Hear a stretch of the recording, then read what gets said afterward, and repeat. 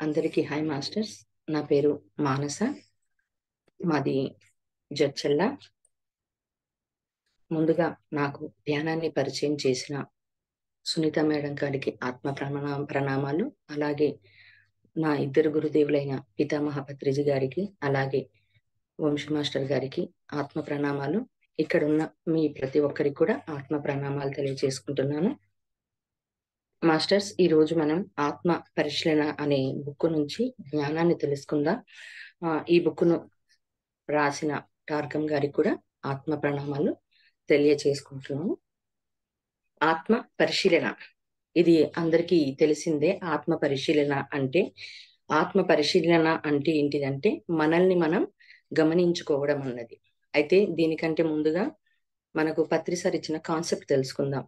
పత్రి sir మనకి ఏం చెప్పాడంటే, మొత్తం 25% ధ్యానానికి, 50% సజ్జన సాంగత్యానికి, 20% బుక్స్ అంటే బుక్స్ చదవడము, ఇంకొకటి 25% అంటే మనల్ని మనం పరిశీలించుకోవడం అంటే స్వీయ పరిశీలన. మొత్తం కంప్లీట్ గా 100%. అయితే ఈ 100% దాన్ని 50% ఆధ్యాత్మికతకి ఇచ్చాడు.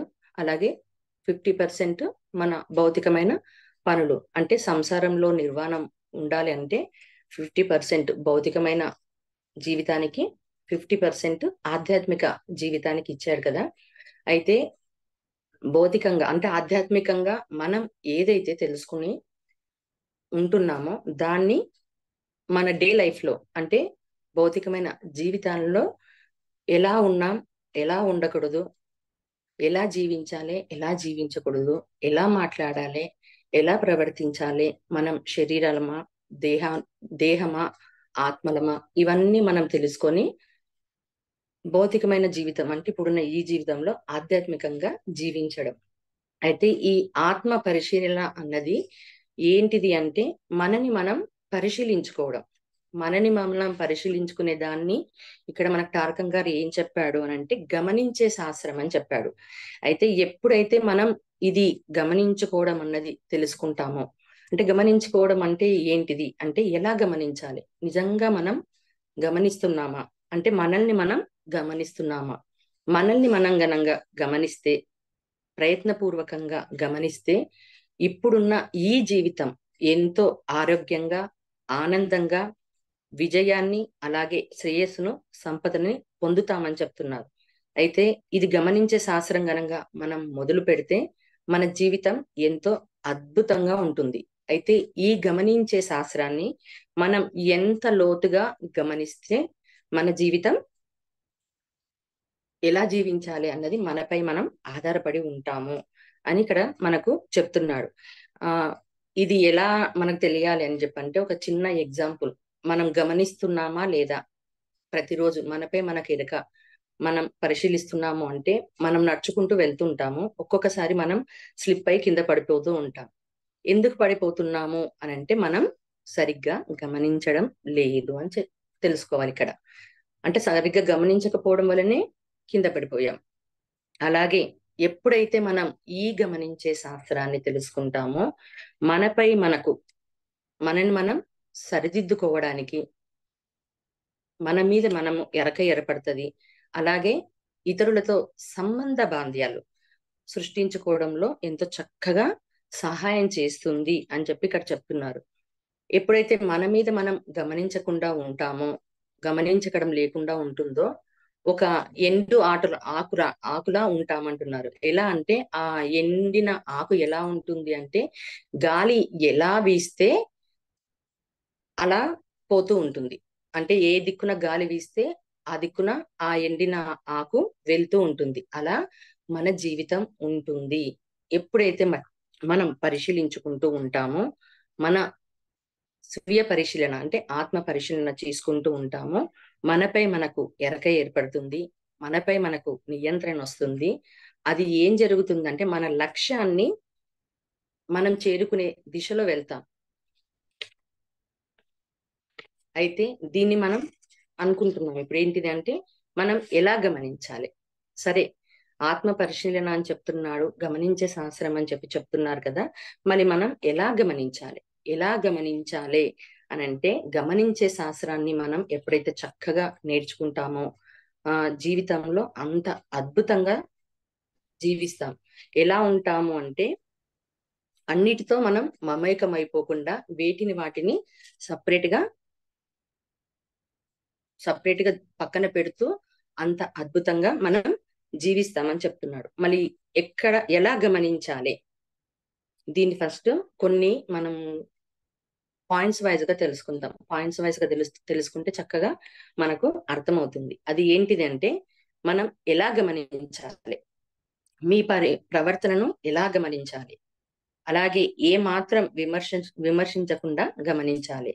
ఎప్పుడైతే మీలో ఉన్న మీకు సంబంధించిన చెడు అంశాలన్నిటినీ తెలుసుకొని గమనించాలి, అప్పుడు విమర్శించుకోవద్దు అని చెప్తున్నాడు.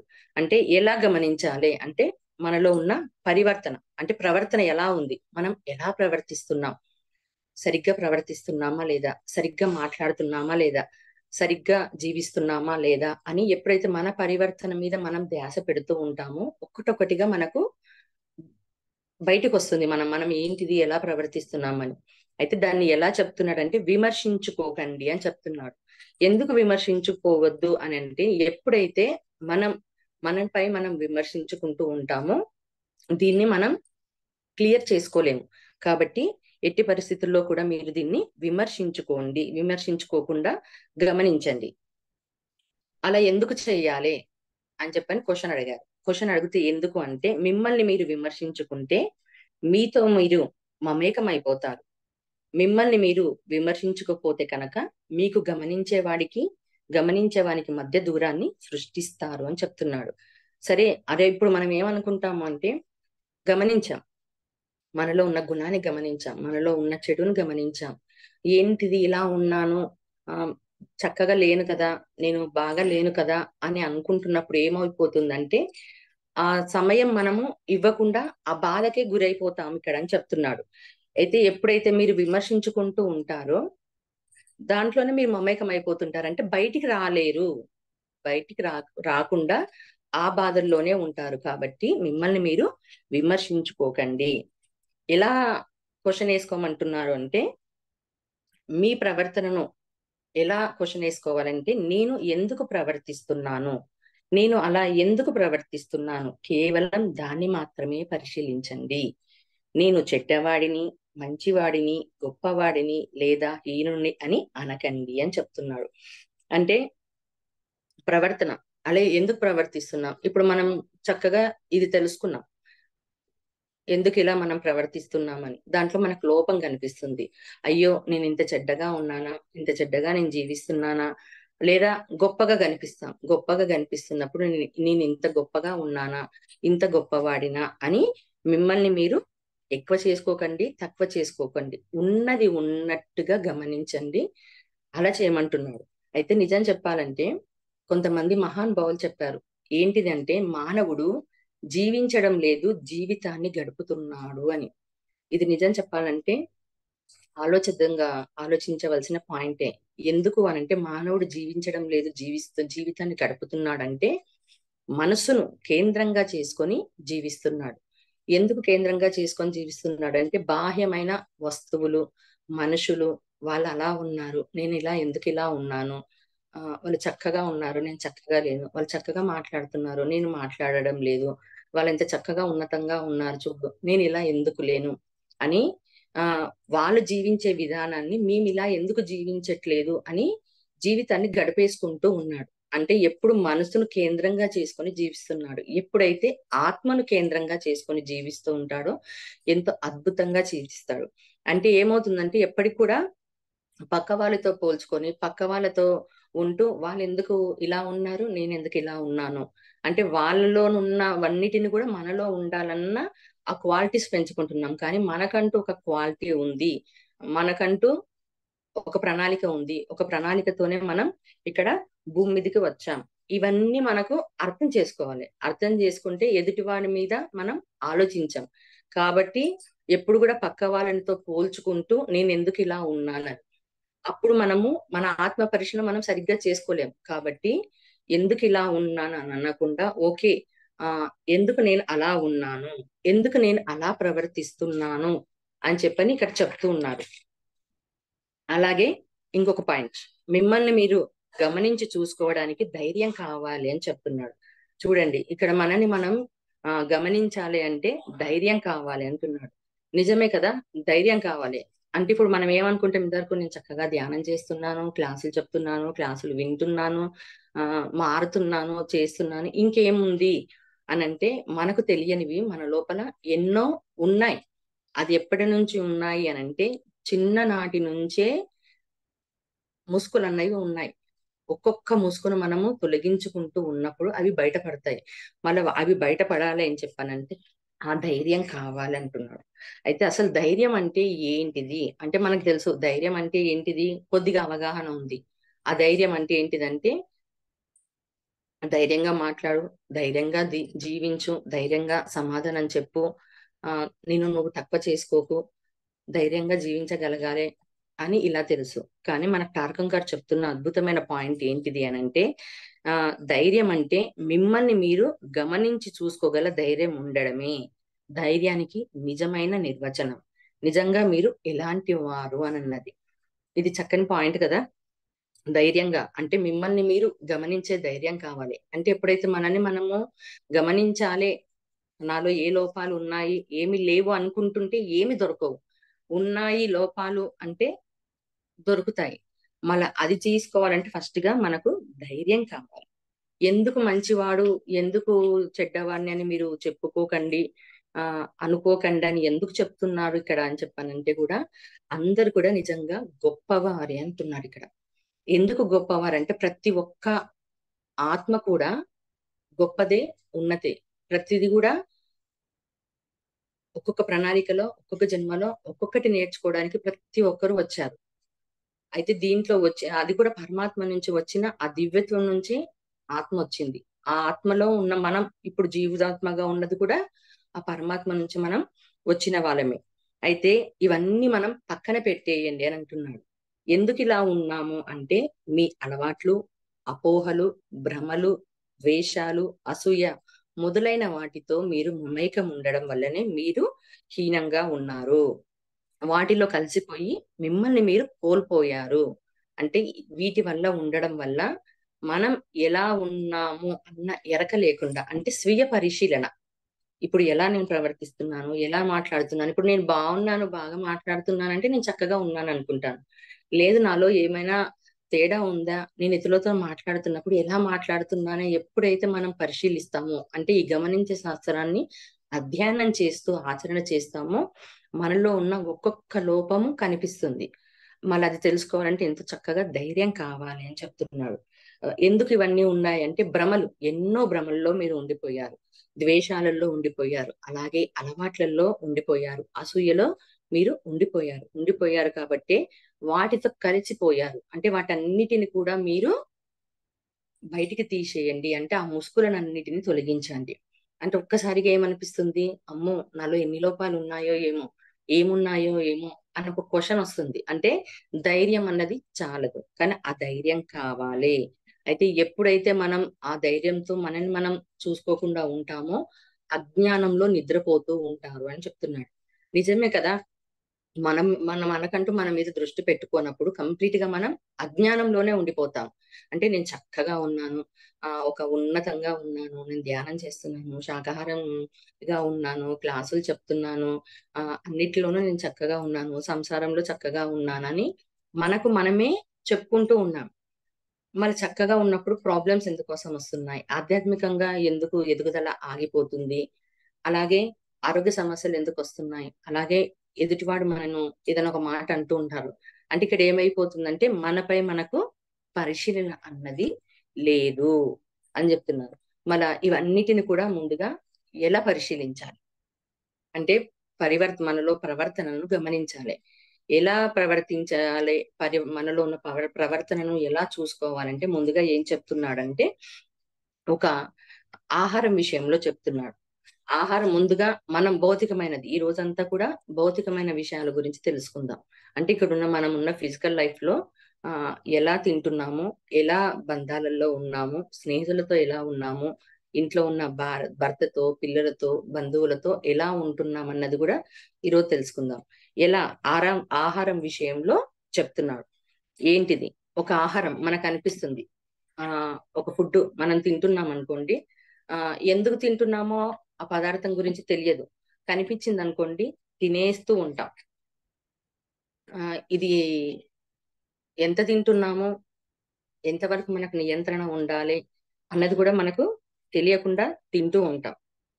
అది ఆహారం మిమ్మల్ని చూస్తే అట్రాక్ట్ అవుతుందా? ఇది కూడా గమనించండి. అది కూడా ఒక రకమైన ప్రవర్తన అని చెప్తున్నాడు. అంటే ఫుడ్ విషయంలో కూడా ఫస్ట్ ముందుగా జాగ్రత్తగా ఉండాలి. అయితే జపనీస్ దాంట్లో ఒక సిద్ధాంతం ఉంది. వాళ్ళకి ఫుడ్ మీద నియంత్రణ కావాలి, ఎంత తింటున్నాం అన్నది ఎరక లేకుండా ఉండాలి అంటే ఏం చెప్తారు వాళ్ళంటే, ఒక ప్లేట్ అంటే ఇప్పుడు మనం భోజనం చేసే ప్లేట్ ఉంటుంది కదా, వాళ్ళు దాన్ని చిన్నగా పెట్టుకుంటారంట. అంటే చిన్న ప్లేట్ లో వాళ్ళు భోజనం చేస్తారంట. ఆ చిన్న ప్లేట్ లో భోజనం చేయడం వల్ల ఏం జరుగుతుంది అంటే, మనం కొద్ది ఫుడ్ పెట్టుకున్నా ఎక్కువగా అనిపిస్తుంది. అంటే అమ్మో ఇంత ఫుడ్ నేను తింటున్నానా, ఇంకా చాలు అన్న నియంత్రణ అన్నది వస్తుంది. అలా మనం తినే ప్రతి ఆహార విషయంలో కూడా ఆ చూసుకోమని చెప్తున్నారు. ప్రవర్తన ఎలా ఉంది, ఎలా టెంప్ట్ అవుతున్నాము, ఎలా అని. అలాగే ఫోన్స్ ఉన్నాయి. ఇప్పుడు మనకందరికీ ఫేస్బుక్స్ ఉన్నాయి, ఇన్‌స్టాగ్రామ్స్ ఉన్నాయి, రీల్స్ వస్తూ ఉన్నాయి. ఎలా అయిపోతుందంటే ఒక పని మీద కూర్చొని ఉంటాం. ఏదో ఒక క్లాస్ విందామనో, లేదా ధ్యానం చేద్దామనో, ఏదో ఒకటి చేస్తూ ఉన్నప్పుడు ఏమవుతుందంటే, దానికి మనం అట్రాక్ట్ అయిపోతూ ఉంటాం. అట్రాక్ట్ అయిపోతూ ఒకదాని తర్వాత ఒకటి చూస్తూ, వింటూ, పాటలు ఏదో ఒకటి సంథింగ్ అలా చేస్తూ ఉంటాం. అంటే ఏమైపోయింది ఇక్కడ? మన మీద మనకు పరిశీలన లేదు. అంటే ఎరుక లేదు. అంటే ఇంకా మనం కరెక్ట్ గా గమనించట్లేదు మన పైన మనము అన్నది ఇక్కడ మెయిన్ పాయింట్ తెలుసుకోవాలి. అలాగే కుటుంబ విషయంలో చెప్తున్నాడు. కుటుంబ విషయంలో ఏం చెప్తున్నారంటే, మీరు ఎలా మాట్లాడుతున్నారు? మీ కుటుంబంలో మీరు ఎలా మాట్లాడుతున్నారు? జాగ్రత్తగా గమనించండి. నేను ఇలా చేస్తాను, నేను ఇలా వండుతాను, ఇది ఇలానే ఉంటుంది అని అనకండి. అలా చేస్తే మీరు మరలా మారగల ఆశ ఏ మాత్రం ఉండదు. అదే వ్యక్తిగా ఉండిపోతారు. మెయిన్ గా ఇప్పుడు ఫుడ్ విషయం అయిపోయింది. కుటుంబం విషయంలో చెప్తున్నాడు. కుటుంబం విషయంలో మనం ఏమనుకుంటున్నాం? చక్కగా ధ్యానం చేసుకుంటున్నాము. కర్మ సిద్ధాంతం అర్థమైపోయింది. కర్మలను చూసుకుంటున్నాము. తర్వాత చక్కగా వాళ్ళతో ఉంటున్నాము, అంగీకరిస్తున్నాము అని అనుకుంటున్నాం. కానీ వాళ్ళు ఎప్పుడన్నా మళ్ళీ మనల్ని ఏదన్నా మాట్లాడినా, కుటుంబం గాని, బంధువులు కానీ ఉన్నప్పుడు ఏమైతుంది? ఆ నిమిషంలో మనం బాధకు రావడం కానీ, కోపం రావడం కానీ ఇలా జరుగుతూ ఉంటుంది. అంటే అప్పుడు ఏమైపోయింది? మన పరిశీలన లేదు. మనం పూర్తిగా మారలేదు. అంటే పూర్తిగా మనలో ఉన్న మార్పు రాలేదు. ఆ ఎదుటి మనిషిని మనము అంగీకరించట్లేదు అన్నది తెలుసుకోవాలి. అలాగే ఏం చేస్తున్నాం? కొన్ని ఇంట్లో వాళ్ళు కొద్దిగా అలా వండు, ఇది చెయ్యు, అది చెయ్యి అంటారు.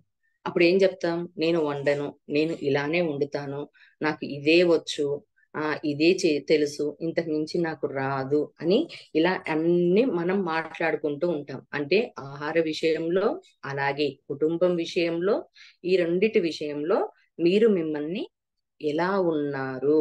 ఎందుకు అనంటే, ఎందుకు ఇలా ఉంటున్నాము అనంటే, చుట్టూ ఉన్న వాతావరణం, అలాగే మనం చిన్నగా ఉన్నప్పుడు పెరిగిన మన తల్లిదండ్రులలో వాతావరణం, తర్వాత పెళ్ళైన తర్వాత అత్తగారింట్లో ఉంటున్న వాతావరణం, ఇవన్నీ ఏమైపోయాయి అంటే, మనని మనం ఉండకుండా ఎదుటివాడు ఇలానే మాట్లాడాడు కదా, మా అమ్మ మా మా నాన్నతో ఇలానే ప్రవర్తించిందిగా, మా మీద ఇలానే ప్రవర్తించిందిగా, మా అత్తయ్య గారు మా మామయ్య గారు ఆడపడుచులు ఇలానే ప్రవర్తించారు కదా అని ఇవన్నీ తెలియకుండానే మన లోపలికి ఎదుటివాడి మూసుకుల్లో ఉన్నాము. అంటే ఆ దాంట్లలో జీవిస్తూ ఉన్నాం. ఇప్పుడు టీవీ దాంట్లలో జబర్దస్త్ వస్తుంది. అంటే నేను రియల్ గా నా అనుభవం చెప్తున్నాను. కొంతమంది నేను చూశాను. చూసినప్పుడు ఏం జరిగింది అంటే, మనం మాట్లాడుతున్నప్పుడు ఆ అలాంటి మాటలే మాట్లాడడం, అలాంటి పంచులు వేయడమే గమనించాను. కొన్ని రోజుల తర్వాత ఏమైపోయిందంటే, అసలు వాళ్ళకు ఆ ఎరక లేదు.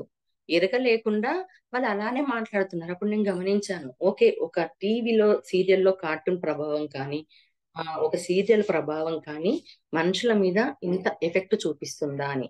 అలాగే మా అత్తయ్య వాళ్ళ అక్క ఉండేవాళ్ళు.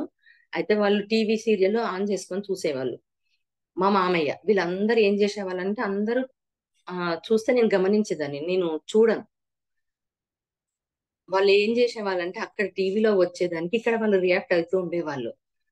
అక్కడ వాళ్ళు వచ్చే అత్తొస్తుంది చూడు, వాడొస్తుండు చూడని అంటే ఏమైపోయారంటే దాంట్లో లీనం అయిపోయేవాళ్ళు. మమేకం అయిపోయేవాళ్ళు. అయిపోయిన తర్వాత గూడా వాళ్ళ జీవన శైలి ఎలా మారిపోయిందంటే నిజ జీవితంలో కూడా అలానే వాళ్ళు ఉండిపోతున్నారు. అలానే ప్రవర్తిస్తున్నారు. అంటే ఏమైపోతుందంటే ఎదుటివాడి జీవితాన్ని మన జీవితంగా మార్చేసుకుంటున్నాం. ఎదుటివాడి ఆలోచనలు మన ఆలోచనలుగా మార్చేసుకుంటున్నాం. ఇంట్లో ఉన్న పరిస్థితులు చిన్న పిల్లలను చూడండి. ఇది కుటుంబంలో మనం ఎలా జీవిస్తున్నాం అని అర్థం కావడానికి మనం ఏదైనా మాట్లాడామనుకోండి, ఆ మాటలు పిల్లలు వింటారు. విన్న తర్వాత ఏదో ఒక సందర్భంలో సేమ్ అలానే మాట్లాడతారు. సేమ్ అలాంటి డైలాగులే మాట్లాడుతుంటారు. అప్పుడు ఏమంటాము? తిడతాం. ఏందిరా నువ్వు ఇలా మాట్లాడుతున్నావు అని. అంటే ఇక్కడ ఆ చిన్న పిల్లవాడు ఏం చేశాడు అనంటే, ఇంట్లో ఉన్న పరిస్థితులన్నిటిని గమనించాడు. ఎలా మాట్లాడుతున్నాడో గమనించాడు. గమనించి ఆ పరిస్థితికి తగ్గట్టుగా, ఆ మాటలకు తగ్గట్టుగా ఆ పిల్లవాడు అలా అయిపోయాడు. అంటే ఏమైపోయింది? తనలోనున్న సహజ స్వభావాన్ని మర్చిపోయి అందరివి కలిపి ఉంటున్నాడు. ఇక్కడ మనకు మెయిన్‌గా టార్గెట్ గారు చెప్తున్నది ఏంటిది అంటే, ఆత్మ పరిశీలన అంటే ఏంటిదంటే, మీరు ఎలా ఉండాలి? మీ ప్రణాళిక ఏంటిది? మీ డిజైన్ ఏంటిది? మీరు ఎందుకోసం వచ్చారు? ఏ పని మీద వచ్చారు? ఏం సాధించాలని వచ్చారు? ఎలా మాట్లాడాలి? ఎలా ప్రవర్తించాలి? ఎలా జీవించాలి? ఇవన్నీ కూడా పక్కన పెట్టేసి అందరివి తీసుకున్నాం. అందరివి తీసుకొని అన్నిట్లోనూ జీవిస్తున్నాం. ఇది ఏంటిదంటే తెలియకుండా ఉన్నది. అందుకని మీరు గమనించండి. మీ మీ స్వభావం ఎలా ఉందో దాన్ని అలా ఉంటున్నారా? స్వభావరీత్యంగా మీరెలా మాట్లాడగలుగుతున్నారా? అలా మాట్లాడగలుగుతున్నారా? లేదా ఎదుటివాడి మాటలను కూడా తీసుకుంటున్నాడా? చిన్న పిల్లలు కార్టూన్‌లు చూస్తుంటారు. పోగో అలాంటి ఒక ఇద్దరు, ముగ్గురు పిల్లలు కలిపి చూస్తుంటారు. చూసినప్పుడు వాళ్ళు ఎంత ఏకాగ్రతతో ఎంతగా చూస్తారు. దాంట్లో లీనమైపోయి చూస్తారు. లీనమైపోయి చూసిన తర్వాత ఆ సీరియల్ అంతా అయిపోయిన తర్వాత చూడండి, గమనించండి అర్థమవుతుంది. ఇంట్లో పిల్లలను కూడా. వాళ్ళు ఆ టీవీలో, పోగోలో చూసినప్పుడు, ఆ కార్టూన్‌లో చూసినప్పుడు ఎలా ప్రవర్తించాలో అలానే ప్రవర్తిస్తారు. అప్పుడు మనం ఏమనుకుంటాం?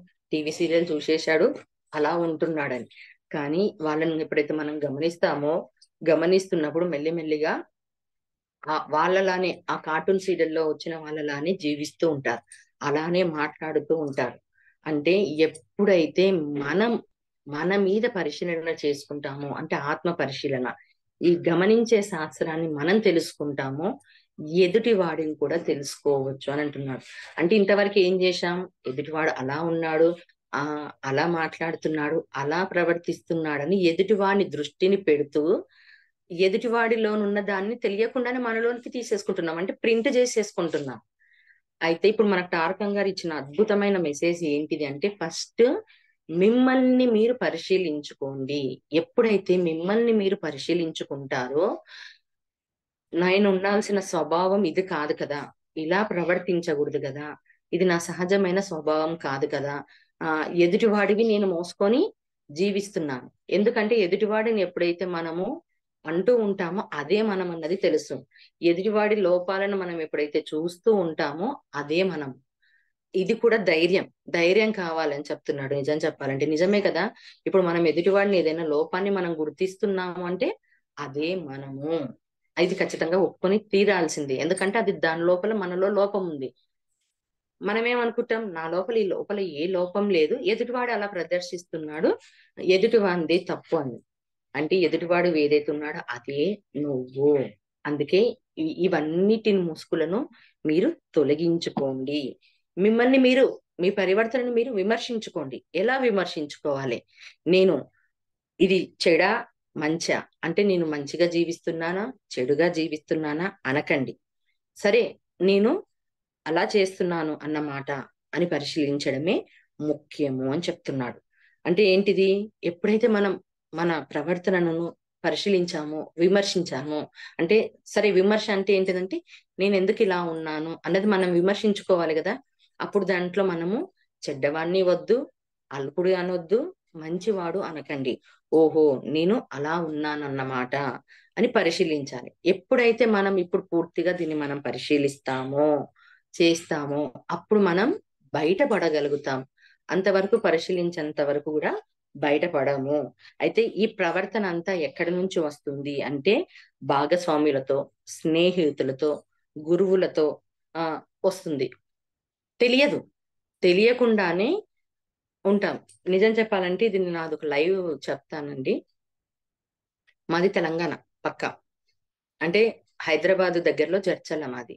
అయితే మా లాంగ్వేజ్ ఎలా ఉంటుంది అనంటే హైదరాబాద్ కాబట్టి కాస్త హిందీ ఉంటుంది. ప్యూర్ తెలంగాణ అంటే ప్యూర్ తెలంగాణ అన్నది కూడా ఉండదు. అయితే నాకు ఇక్కడికి వచ్చిన తర్వాత ఏం జరిగింది అనంటే మామూలుగా మాట్లాడేసుకుంటూ ఉంటాం కదా! అలాంటి మాటలే వచ్చేవి. అయితే ఎవరికైనా మాట్లాడుతుంటే అర్థమయ్యేటివి కావు.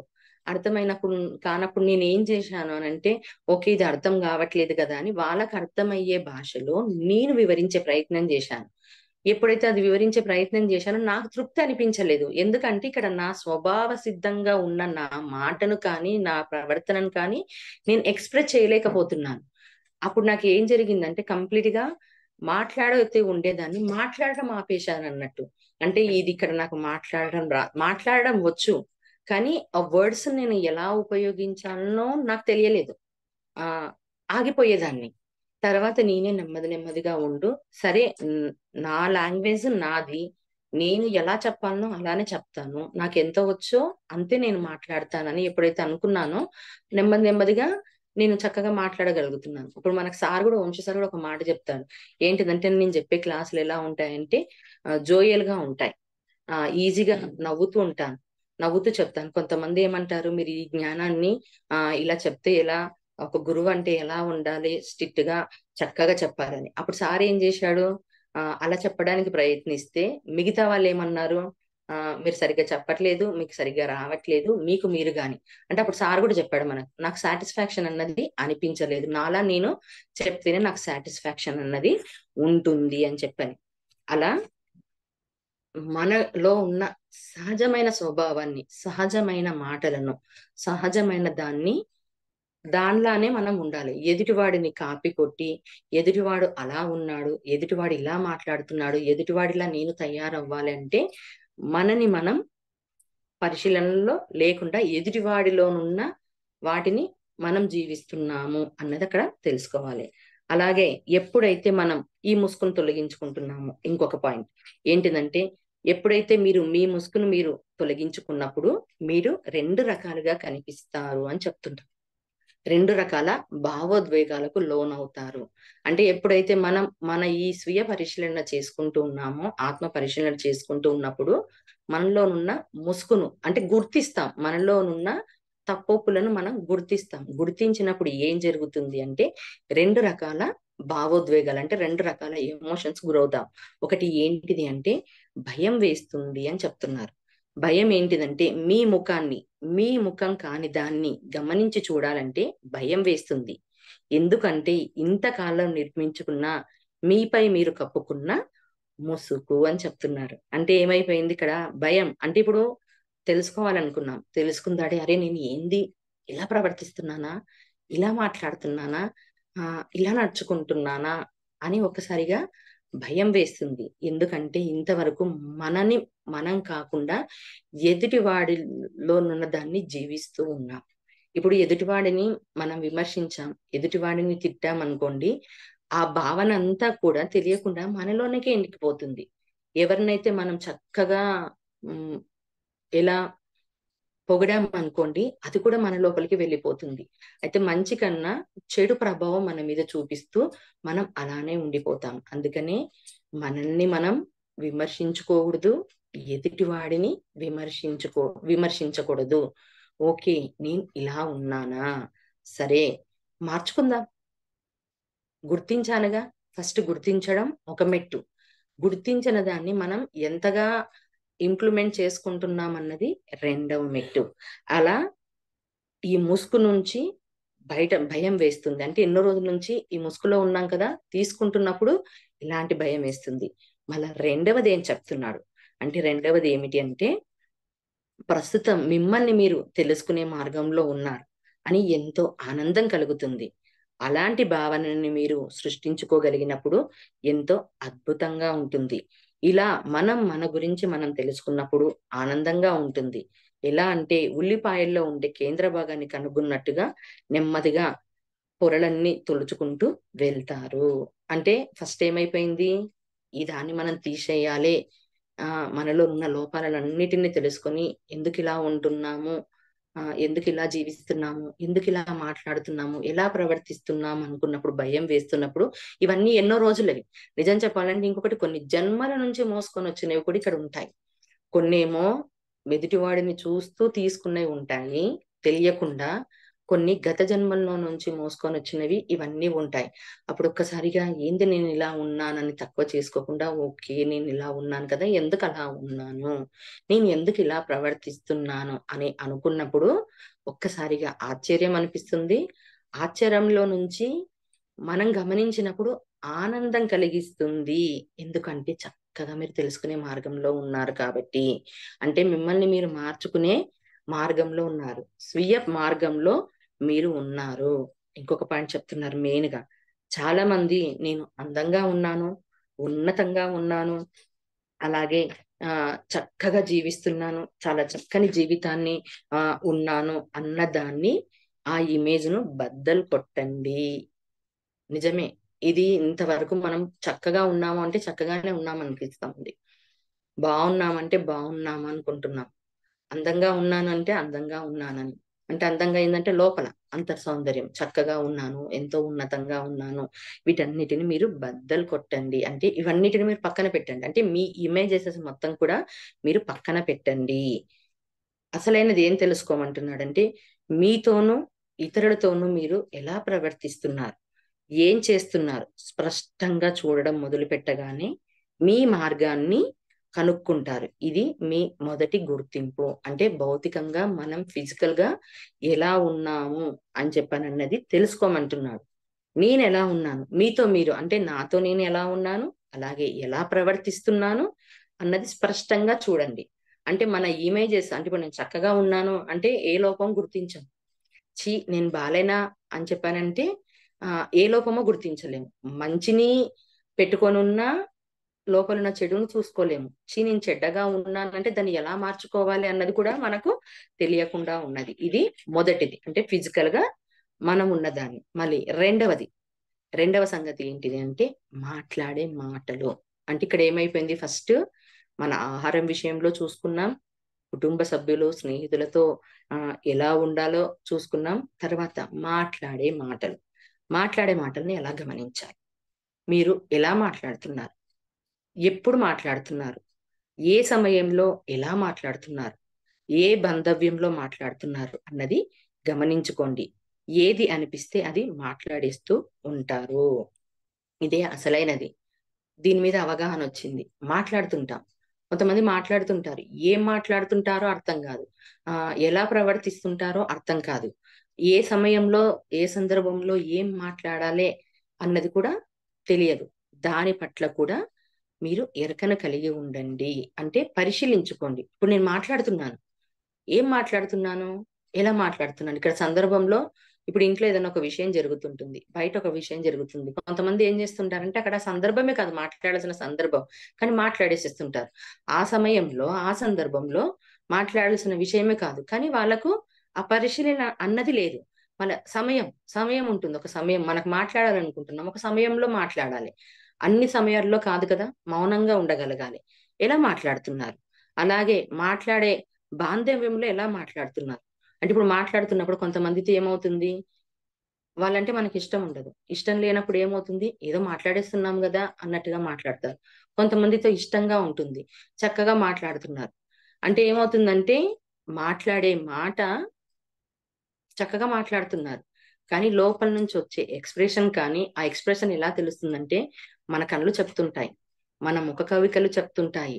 ఆహ్, మన చెవులు ఎదుటివాడు వినేది కానీ, మన ఆవభాహాలు గాని అన్నీ తెలుస్తుంటాయి. మీదికెలా మాట్లాడుతుంటాడో చక్కగా మాట్లాడుతుంటాడు.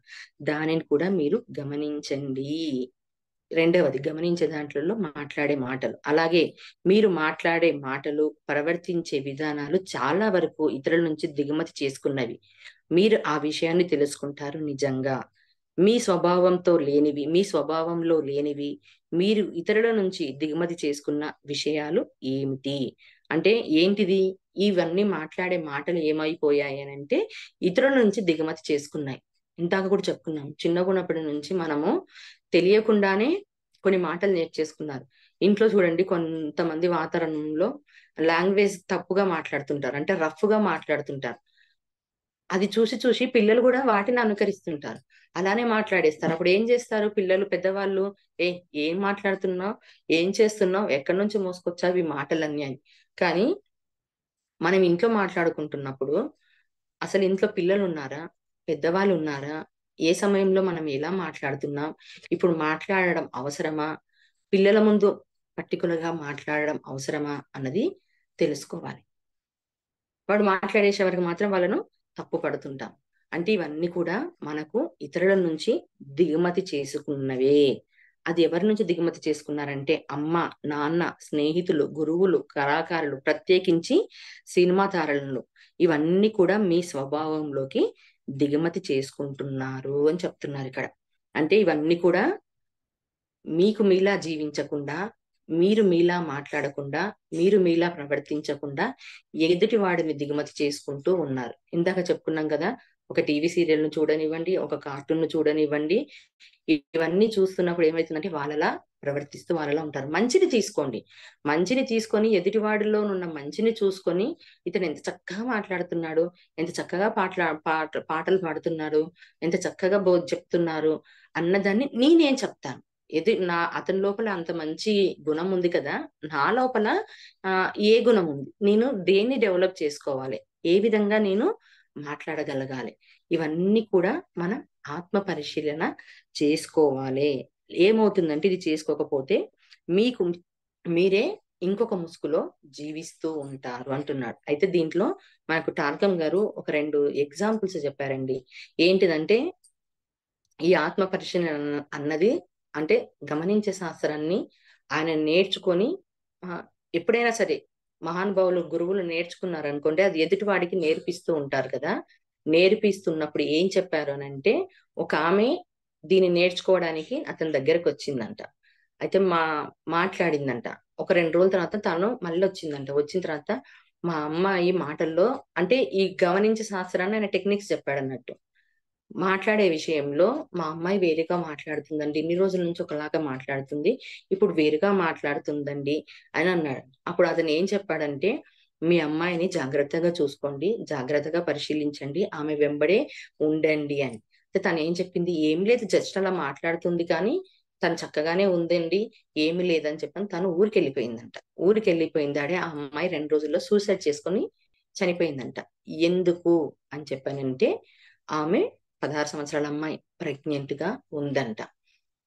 అంటే ఇవన్నీ ఎలా తెలుస్తాయి అంటే ఫస్ట్ మన స్వీయ పరిశీలన, మన ఆత్మ పరిశీలన మనం చేసుకుంటూ ఎటువంటివి కండిషన్స్ లేకుండా ధైర్యంగా చేసుకుంటూ ఉన్నప్పుడు మనకర్థమైపోతుంది. మనం ఎలా ఉన్నాం, ఎలా జీవిస్తున్నాం, ఎలా ప్రవర్తిస్తున్నామని. దీని ద్వారా ఏం చెప్తున్నారంటే ఎదుటివాడు కూడా మాట్లాడే మాటల్లో గాని, భావాల్లో కానీ, ప్రవర్తించే తీరుల్లో కానీ ఈజీగా తెలుసుకుంటారు అని చెప్తున్నారు. అంటే ప్రతిరోజు కూడా మనం గమనించుకోవాలి. అలాగే మిగతా వారిని కూడా గమనించాలి. ఇది ఒక అద్భుతమైన శాస్త్రం అని. అలాగే వాళ్ళ నాన్నగారి విషయం చెప్పాడు. వాళ్ళ నాన్నగారు గూడా ఒక మీటింగ్‌లో మాట్లాడుతూ ఉన్నాడంట. ఒక చాలా పెద్ద మీటింగ్ జరుగుతుందంట. చాలా మంది కూర్చొనున్నారంట. చాలా మంది కూర్చొనున్నప్పుడు ఒకతను మాట్లాడే విషయాన్ని చూసి భయపడిపోయాడంట. అతడు మాట్లాడుతున్నప్పుడు భయపడకండి అని చెప్పాడంట. అంటే ఆ వ్యక్తి ఒక్కసారిగా లేసి భయపడుతూ వెళ్ళిపోయాడంట. ఒక ఇద్దరు మనుషులను పంపించాడంట. అతన్ని మీరు అనుకరించండి, అతన్ని గమనించండని. ఎంబడే ఆ ఇద్దరు అతనికి దగ్గరికి వెళ్లారంట. ఇంకొక వ్యక్తిని గూడా పంపించాడంట. నువ్వు గూడా వెళ్లి అతన్ని చూడు పో అని. అయితే అతని దగ్గరికి పోయి అతన్ని పట్టుకొని చూస్తే, అతని దగ్గర బాంబులున్నాయంట. ఆ బాంబులు ఏంటిదంటే అక్కడికి వచ్చిన మనుషులనందరిని పేల్చేయాలి బాంబులతో అన్నది కనిపించిందంట.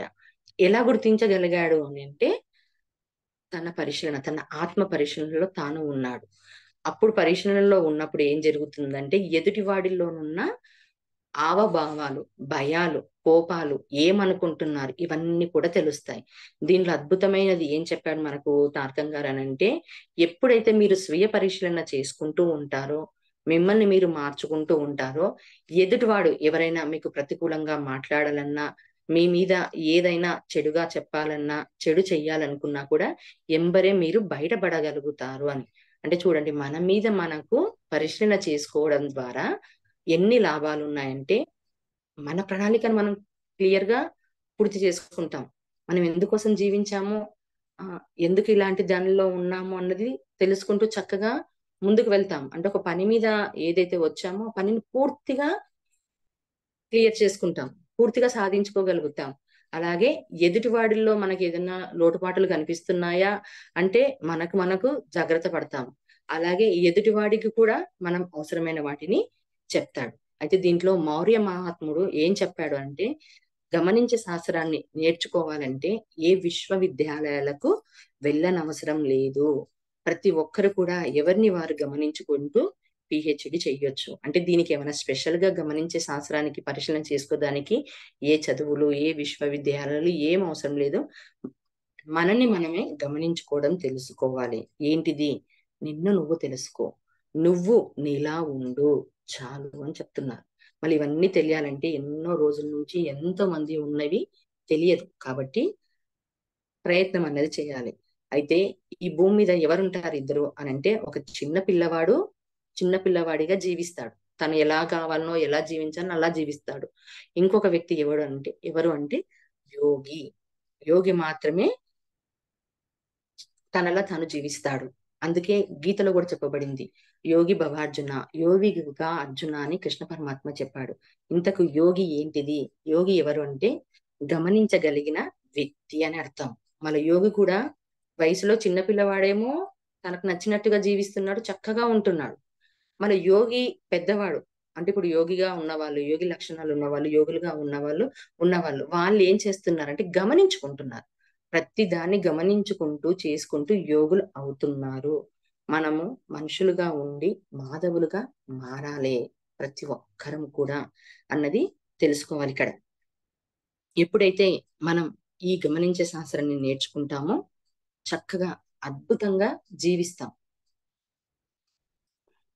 ఓకే అండి. ఇది ఈరోజు ఇంతటితో ఈ టాపిక్ ఎండ్ చేసుకుందాం. ఆహ్, thank you. Thank you very much. ఈ అవకాశం ఇచ్చిన సద్గురు మూవ్‌మెంట్ వ్యవస్థాపకులైన వంశగిరన్ మాస్టర్ గారికి హృదయపూర్వకంగా ఆత్మ ప్రణామాలు తెలియజేసుకుంటున్నాను.